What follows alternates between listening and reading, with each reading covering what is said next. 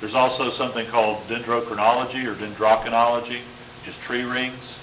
Whenever trees grow, they leave a record, or if you've ever seen, when you cut through a tree, there's light and dark rings. Each couplet of light and dark represents a year's time. Well, whenever there's droughts in certain areas, that will create certain patterns for all the trees. Like, has this summer been pretty hot? Very little water? You know this summer is going to show up in dendrochronology. It's going to be pretty clear.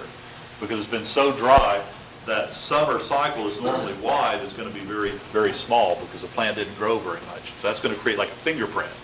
If you have a sequence of those, especially if it's, you have hot, wet, hot, wet, hot, wet, hot, wet, wet, wet, wet, hot, hot, hot, wet, wet, wet, it's creating a pattern, and that's for all the trees in the area. So if you cut down a tree and you use it in an archaeological site, and that tree is preserved and the rings are preserved, and you have some tree nearby that's been alive through all of that time, which there are, usually trees that can survive for thousands of years, bristlecone pine and so on.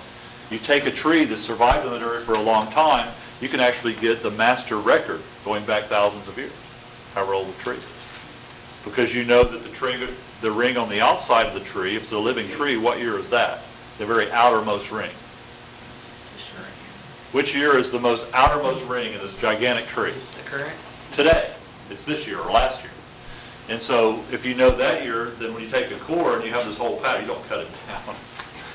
I used to tell them, you would just cut it down and say, no, you don't cut down a 1,000-year-old tree. It's horrible. They take cores. You core into the tree and you get all that pattern. Well, you know the outermost ring is today. Each couplet represents a year. So see what you can do? You can put a date on every one of those rings, right? Back 2,000 years. Because you know the outer was today, and this is just the next one.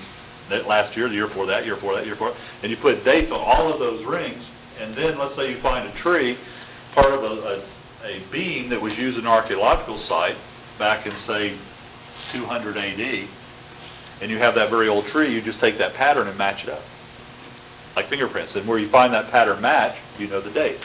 And you can tell when they cut that tree down because it's the outermost ring of that tree that was used in the site. You see the technique? Dendrochronology.